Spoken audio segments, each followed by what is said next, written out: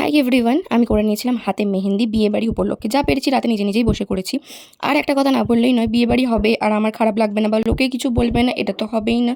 কারণ লোক কুছ তো কহেঙ্গে। যাই হোক, বাবলিদিকে আমি সাজিয়েছিলাম। সাজাতে গিয়ে এতটাই লেট হয়ে গেছিলো যে নিজে সাজার ভালো করে টাইমটা আর হয়নি, কারণ সবাই তাড়া দিচ্ছিল খুব। নাহলে এরম মনে হচ্ছিল যে প্রচুর দেরি হয়ে যাচ্ছে হয়তো।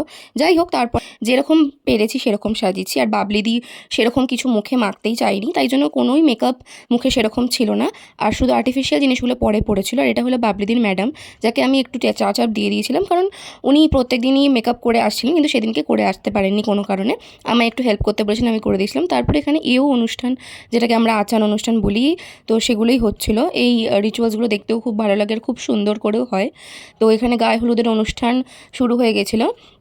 আর আমি বুঝতে পারি না, আজকে 2025 যুগে দাঁড়িয়ে এখানে ইউটিউবে লোকে লাখ লাখ কোটি কোটি টাকা ইনকাম করছে, তখনও কিছু মানুষ বলে, এই তুমি ভিডিও করছো কেন, তুমি আমাকে নিও না।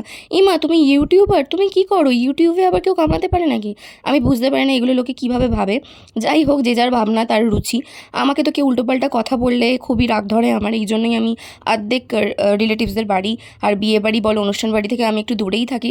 তাও কী করবো বলো, কিছু কিছু অনুষ্ঠানে যেতেও ইচ্ছা করে। আর নিমন্ত্রণ এমন মানুষের থেকে আসে যে ফেলা যায় না, এত করেই বলে যায়। তবুও আমি চেষ্টা করি নিজের মাথাটা ঠান্ডা রেখে প্রতিটা বিয়েবাড়ি অ্যাটেন্ড করার। যাই হোক, প্রচুর মজা আনন্দ হয়েছিল। তবে এখানে আমরা রাত্রিবেলা চলে এসেছিলাম, জামাইবাবু সাজছিল, সবাই সাজছিল, এটা বরযাত্রী। তো দেখা হবে নেক্সট ভিডিওতে।